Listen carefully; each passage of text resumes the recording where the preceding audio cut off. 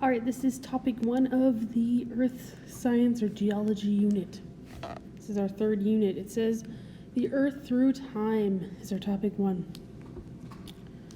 So geological time is based on radiometric dating techniques. The Earth is estimated to have formed approximately 4.6 billion years ago. The earliest undisputed evidence of life on Earth is 3.5 billion years old. Large rock-like deposits of cyanobacteria known as stromatolites are the ones that are holding that really the oldest life on Earth. So the oldest life on Earth they consider to be the bacteria, a type of bacteria, cyanobacteria, which is an archaeobacteria, which is believed to be the first life on Earth. However, fossilized microorganisms discovered in hydrothermal vents deep in the ocean suggest that life could have evolved over 4 billion years ago. The rapid evolution of diverse life forms that would follow coincides with the increase in oxygen content of Earth's atmosphere. So they can figure out how much oxygen and stuff was in the atmosphere by sort of how much was trapped inside of rock. The more oxygen that exists on Earth, the more life they believe exists on Earth. So if we look at this timeline here, Earth's early atmosphere and tectonics, right at the area around 2.5 billion years ago, that's when glaciation happened. So basically a large amount of ice started to melt, and that created a lot of oxygen, which would create our very first eukaryotes. And eukaryotes are basically our non-bacterial organisms. So that would be like our fungus and our plants and our animals. Okay.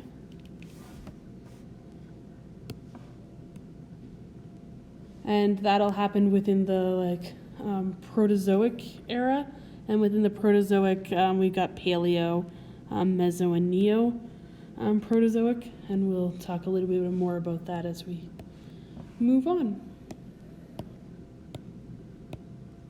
How do we know about the Earth's early atmosphere? Well, among the oldest rocks on Earth are many sedimentary rocks known as band iron formations. And they formed in the atmosphere and ocean containing little or no free oxygen. So if we look at the bands of iron that exists in these rocks, the farther into the rock, the farther back in time that they existed, that'll help us to understand when the oxygen levels on Earth went up. As far as our organization of life on Earth, the time span of life on Earth can be organized into 4 main eras. We got the Precambrian era, which is the Hadean, the Archean, and the Proterozoic eons. Then we've got the Paleozoic, which is part of the Phanerozoic eon. Not too concerned about those eons. The Mesozoic, which is part of the Phaerozoic eon, and then the Genozoic, which is part of the current era, also part of the Phaerozoic eon. If we look at this picture, you guys sort of have probably heard of some of these things before. Like, you've definitely heard of the Jurassic era, the Cretaceous era, the Paleocene, and then back to now, basically, which is known as the Holocene era. Okay, so this is sort of showing, I really like this picture because it shows this sort of life that was on Earth. So back at the very Archean, you can't really see much, and as time has gone on, more and more things have evolved, and we know this because we can find their dead bodies in fossils. So where are we now? Our current period of time is defined as the Holocene epoch. The modern humans, or Homo sapiens, evolved about 200,000 years ago in Africa, and colonization of the Americas by Homo sapiens occurred around 1,500 years ago. Pre-human species such as the Homo habilis and Homo erectus roamed the earth for nearly 3 million years before the evolution of modern humans. Dinosaurs dominated the planet for 65 million years during the Mesozoic era, and long before our ape ancestors evolved from the rat-like mammals that existed at that period in time. The moral of the story is we're basically brand new. This is present day. We're in the Holocene epoch. The period is the Quaternary, and then we're in the era of the Cenozoic. Okay, so lots of big words to remember, but anyway, what has caused such a dramatic change in life? Well, the evolution of this wide variety of species is largely attributed to changes in the environment over time. Changes in the climate, natural disasters, and geologic activity have led to multiple mass extinction events, each of which has spurred evolutionary change. So there's a video here. I'll post it on the Google Classroom because we cannot watch it inside of a YouTube video, or they will not let me post it.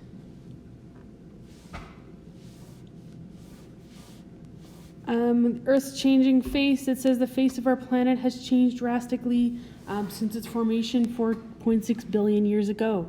This is a result of the organization of the Earth's crust into layers.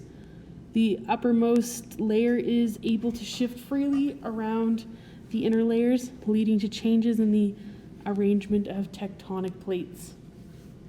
The theory of plate tectonics explains how Earth's continents have shifted throughout time. As far as the layers of the Earth is organized into two main layers: the mantle, which is the uppermost layer, and the core, which is the innermost layer. So if we look at this picture, right on the right-hand side of the drawing, you can see which part is which. We've got our mantle, which is this part, and then our core, which is this part. Okay? The Earth's mantle is further divided into 4 layers: the crust, the lithosphere, the asthenosphere, and the mesosphere. Heat from the underlying asthenosphere produces convection currents, which cause the rigid crust and lithosphere above to float freely and shift over time. So over time, because of heat basically being radiated from the core of the Earth through the different layers, it causes convection currents of heat, which shifts the Earth above, basically. The tectonic plates, it says the Earth's lithosphere is composed of several large segments referred to as the tectonic plates. These plates move independently of one another and as determined by the convection currents of underlying asthenosphere. If you look at this picture, you can see the different tectonic plate lines. Those are where those red arrows are, so that's sort of where the Earth could basically move apart. I say the Earth, the continents. And they believe that these continents were at one point not necessarily connected, or were connected and now they're separated, and that's believed, and it shows it right here. So because the continents lie on top of these tectonic plates, the movement of tectonic plates throughout time has changed the continents to, or caused them to change position. If we look at 225 million years ago, they called this Pangea. And basically it was one supercontinent where all of the pieces of the Earth land that we know of were connected. As we move on through time, 200 million years ago, some of them started to separate due to that underlying currents that are being caused by the the core, or the heat convection. Then in the Jurassic period, 135 million years ago, we start to see more change, and more change brings us to present day, which are the landscape of the continents that we know. Notice how North America used to be located much closer to the equator. This explains why the tops of the Rocky Mountains are largely composed of limestone, a typical rock that typically forms in warm, shallow seas. So this North America tended to be closer to the equator, and as Pangea moved, we became closer to the North Pole, but still rock formations can show that we were in a warmer period at one point.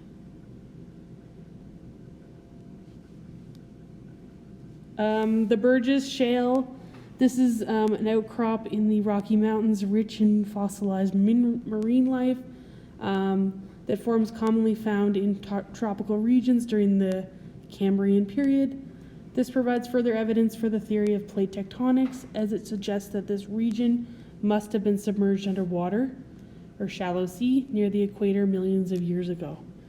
So when you think about it, when you go up in the mountains, those pieces of land were once underground or undersea, closer to the equator and more warmer areas. I'm going to stop there for now, just because I've got to go. Now let's finish it up. So the tectonic plate boundaries, it says the motion of plates relative to one another depend on the type of boundary that exists between two plates. There are three general types of boundaries. We've got divergent, convergent, and transform. If you look at these pictures, divergent, they basically two pieces of Earth will move away, causing a ridge, and warm inner parts of the asthenosphere can move out. That's typically what you would notice as a volcano. So divergent. Convergent is when pieces of Earth are coming together. That might find small trenches, which could possibly release volcano at other parts, but not exactly where they're diverging together. And then a transform would be typically the movement of plates from one direction to another or in opposite directions. And that's what we would consider when we talk about earthquakes. Each type of boundary results in different topography, and the movement of plates past one another can result in earthquakes, volcanoes, or even tsunamis. So if this happens within the ocean, we can see tsunamis, which are those big waves. Oops. This is a video that sort of shows that, and I will post that on the Google Classroom, but basically those pieces of air of land moving away from each other can cause that opening up for the asthenosphere to release that heat. And normally that heat is in the form of lava. The Earth's surface is not the only thing that has changed throughout time. Its climate has also fluctuated drastically. The Earth has experienced many periods of warming and cooling through natural cycles. Its current period of warming, however, is occurring at a faster rate than ever before. So if we look at, we normally are going up and down in temperature, the Earth's climate, but currently, if we look at the current place, we are almost as warm as the Earth has ever been, and it's happened at a very fast rate. You can see that really steep curve going up into the last period or era. Research has shown the direct link between the production of CO2 due to human activity and our rapidly warming planet. Human activities are now known to be the most direct cause of our current period of rapid warming. So, why are we going so rapidly? Look at us from 1950 to now. It's shooting right up, and that's due to human activity, so us burning fossil fuels and so on. This is a video I will, again, post on Google Classroom that talks about some of the things about climate change and what it means for the future of the Earth, I guess.